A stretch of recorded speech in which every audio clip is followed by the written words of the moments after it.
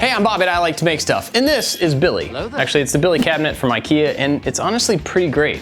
So great that I wanted to have one that was twice as big to go here on this wall. Now, obviously, if it's twice as big, it should be at least twice as expensive, but I also wanted it to be black, and going from blue to black at IKEA adds $100. So today, I wanna see if I can mimic that bookcase, but make it better, bigger, and cheaper. Let's give it a shot.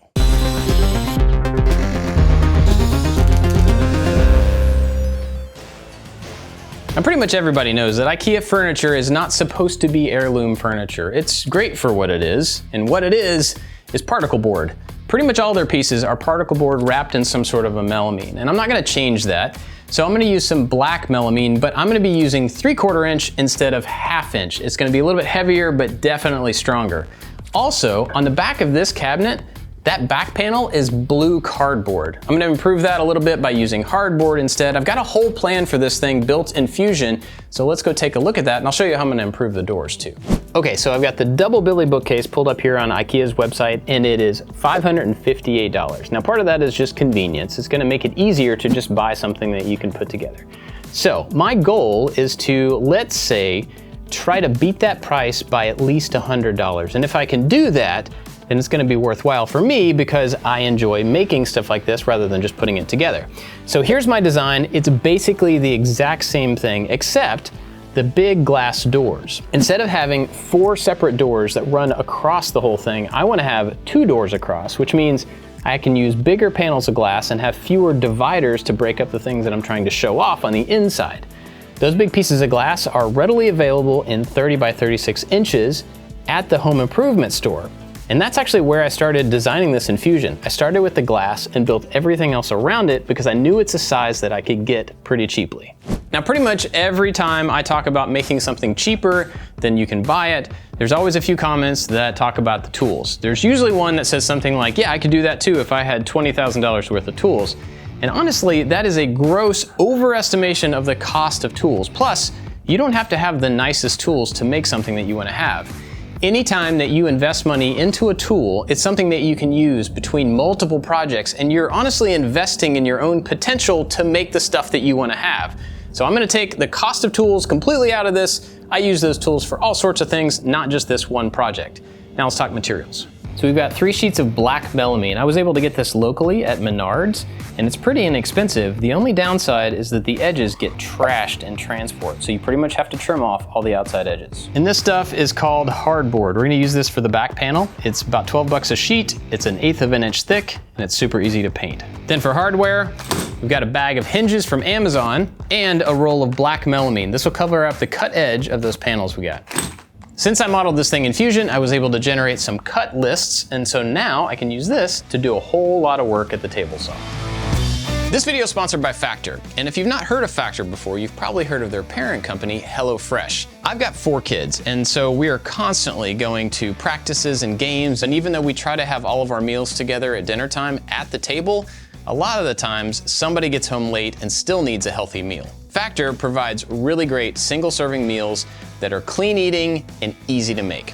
There's no cleanup, there's no mess, there's no preparation. You get a fresh, never frozen meal that you can heat up and be ready to eat in under 2 minutes. These are healthy, good meals, but they also have some other options for more specific things. Maybe you need a low-calorie option. They've got lunches with under 550 calories per serving. This is not frozen food, this is fresh food, and it's sustainably sourced. Factor is an awesome way for you to have a healthy stock of single-serving meals. You've always got something available for you without having to run to the store or make a big mess. And if you want to try Factor out, you can do it today by going to factor75.com and use the code MAKESTUFF50, or hit the link down in the description and it'll take you there.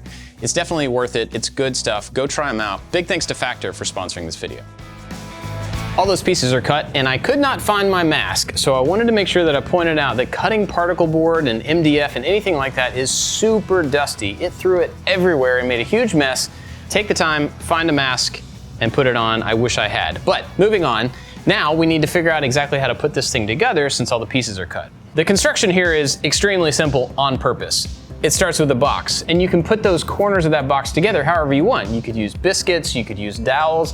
I didn't think you'd be able to use pocket holes on melamine, but I looked it up and apparently it works, so I'm gonna test it out. But then once we have the box, we also have to support it on the inside. We're gonna have an upright that goes right down here and then a rigid piece that goes across that acts as fixed shelving. Those pieces I'm gonna put in with dowels so we don't have any pocket holes that you can see on the inside.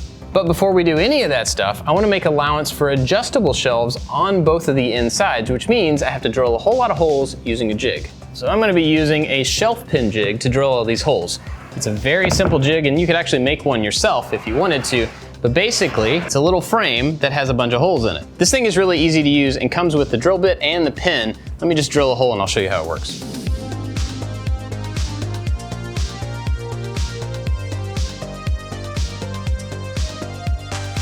Okay, so all you do is figure out where you want your lowest hole to be on the side. Then you put one of these guides over top of it and drill a hole. After that, you take the pin, you drop it in that so that this can't move, and then you just drill all the holes. And after you get all those drilled, you just move it to the uppermost hole, drive in the pin, and then do it again.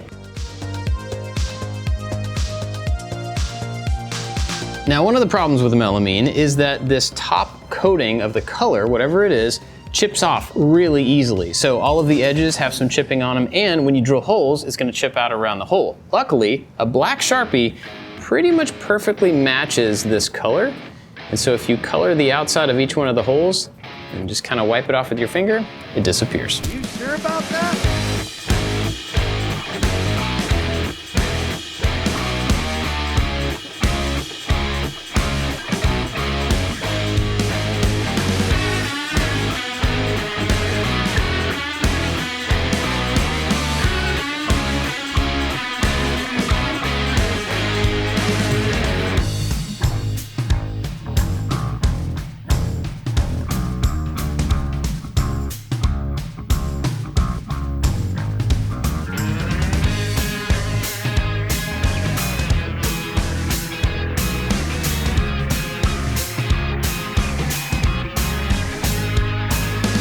Okay, some quick pocket holes, and now I have the frame with some little spacers on the bottom there to make sure that the load of all of the stuff on the shelves is carried to the floor. But I did want to point something out. The pocket holes did work, but were a little bit problematic, and that's because if you drill the hole even a little bit too deep or drive the screw a little bit too far, it pushes the outside of the melamine, which pushes out the little plastic covering, the black, which makes it crack, which means it's more stuff that you have to fix later on. I had that happen a couple of times before I started being really careful about how I drove those screws in, so just beware if you do that. Now, I do think that using a doweling jig with this to connect all these pieces would take a little bit longer, but would actually probably work a lot better for that reason, and you could add glue in both of the holes that the dowel goes in, which will make it stronger in the long run. Okay, to finish up the structure for this thing, I need the center divider. I'm gonna put that in place and screw it in from the bottom and the top because those will be hidden. Then I'm gonna add those two fixed shelves. I'm gonna go ahead and use pocket holes because I've already gone down that path, but again, I would use dowels if I were you. And then after that, it's still gonna be a little bit wobbly because everything is right angles. We need something to tie it across, and the back panel is gonna do that, but we can't quite put it on yet. So I'm gonna get that entire thing finished up, and then before we stand it up, I'm gonna go ahead and put on some edge banding to cover up this particle board.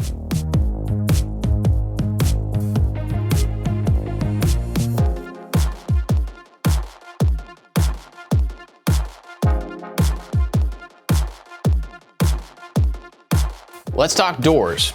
So on the original Billy bookcase, the doors are half of the width of the case. So you've got a frame right here, you have two frames in the middle, and then you have one over here. Each door is about 15 inches wide, but on this one, I wanna actually make a single door that covers this entire space, so there's fewer vertical things that are breaking up the display. So we're gonna make one big door that fills this entire space, and instead of glass, we're gonna use plexiglass. I'll explain why later on. But the first thing we gotta do is cut down the simple pieces of trim that we're gonna use to make the door, and then we're gonna use half laps to put those pieces together.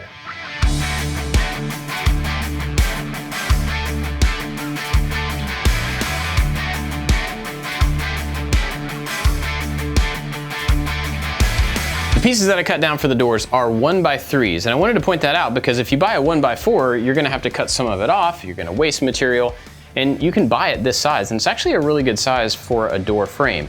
It is thicker than the Billy case, but I think it's gonna be all right. In the center, we're gonna have two of these up against each other, which is a little bit thick, but you're gonna have this giant open space over here, so I think it's gonna work out fine. Now let's talk about the half lap, because that's how we're gonna take these pieces and put them together very simply We're gonna do that at the table saw. A half lap is a really simple way to make a joint in a corner. Basically, you're cutting away half of the thickness of this material on one side of this board, and you're gonna do that on both ends of every piece so that when you lay two of them over top of each other, their thickness in this corner adds up to the thickness of the board. It's very simple. All you have to do is set the table saw blade to half the thickness of the material, then you can kind of cut away a section. You can do it with a singular blade or with a dado blade, it'll go faster. Now make sure that you do a test cut. You want a scrap of the actual material that you're gonna use for your frames. Do the test cuts on that because the thickness of the material really, really matters, and you're probably gonna have to make some adjustments to get it right before you cut all of your pieces. Now the way I'm gonna do this, because I'm being impatient, is that I'm gonna add glue to this, put the joint together, square it up, and then shoot in some brads that are 5/8 of an inch. That's gonna be shorter than the thickness of this material, so it won't come out the other side, but it should hold that angle in place. If I do that all four sides, I should have a frame that I can set aside so the glue can dry.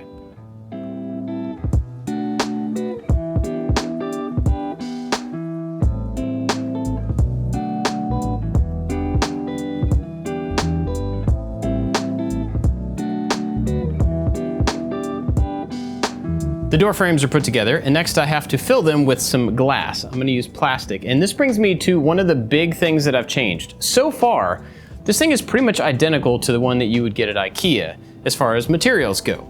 It's particle board. I did make the doors out of a solid wood, but it's a soft wood, so it's not really an upgrade. But the big difference here is that when you buy one of these from a store, the glass is usually tempered. That means it's not going to crack, it's going to shatter, and it's a safety measure, really. But in my case, I'm not gonna spend the money on tempered glass because it's more expensive. I thought about getting regular plate glass that's very thin, but it's brittle and could break really easily, even though it's a lot cheaper. So the kind of middle ground in there is to use some thin plexiglass or acrylic or something like that, whatever you can find, because it's not gonna break super easy, it's easy to cut, and it's not terribly expensive. It's somewhere in between plate glass and tempered glass. Now another good thing about using plexiglass or acrylic is that you can cut it, you can drill through it, it's easy to work with, you can cut it on a table saw, it's no big deal. So basically I can trim this piece down to fit within the frame that I've made. All I have to do is use a router and run a little bead around the outside, a place for this to sit into, and then I could even just drive in some screws to hold it in place. If I ever need to replace it, it'll be easy to do.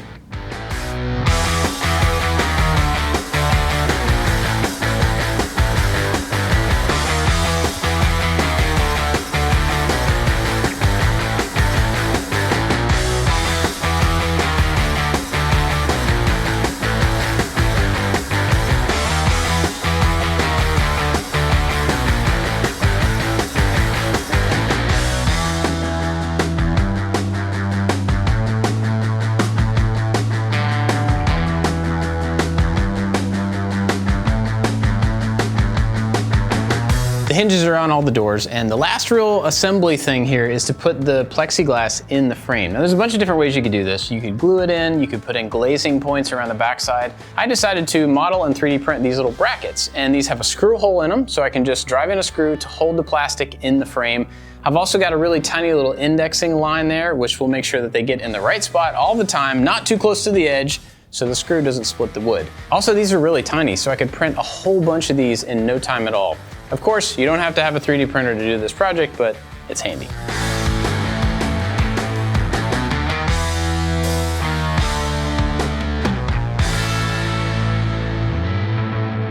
This thing's all finished, but before I show you, I want to talk about the 3 things that were my goals for this project. I wanted this to be bigger, better, and cheaper than the IKEA version. So let's go through it. So first, better. I used basically the same materials, and so from that perspective, it's not really better, it's about the same. The only big thing that I think is better is the window.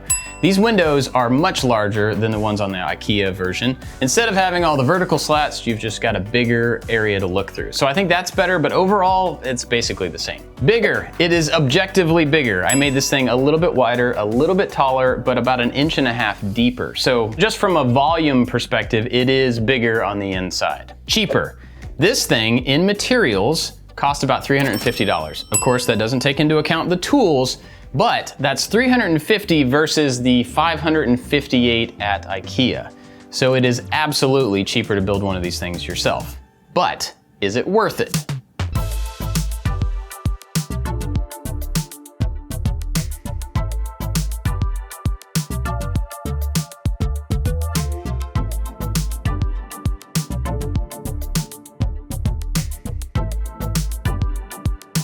Now we are gonna have some plans available for this. If you wanna build one yourself, it's a great project, it's easy to do, and it's absolutely worthwhile. But is it worth it for everybody? Well, for me personally, I enjoy building stuff like this, so it was totally worth it. But if you just need a cabinet, and building is not something that you are really excited about, it's probably just a better idea to go buy one at IKEA, to be honest. But either way, I hope you enjoyed watching this one. I've got to go rearrange all this stuff to make it better. Thanks for watching. Now it's time for bloopers. Thickness of the material this direction on both pieces. So when you squanch? And then we're gonna put on some edge banding to cover up this melamine. That particle board. So I'm gonna get that thing wow, but about 1.5 inches deeper. So just from a cubic volume, let me start over. Okay. Lost my train of path of thought.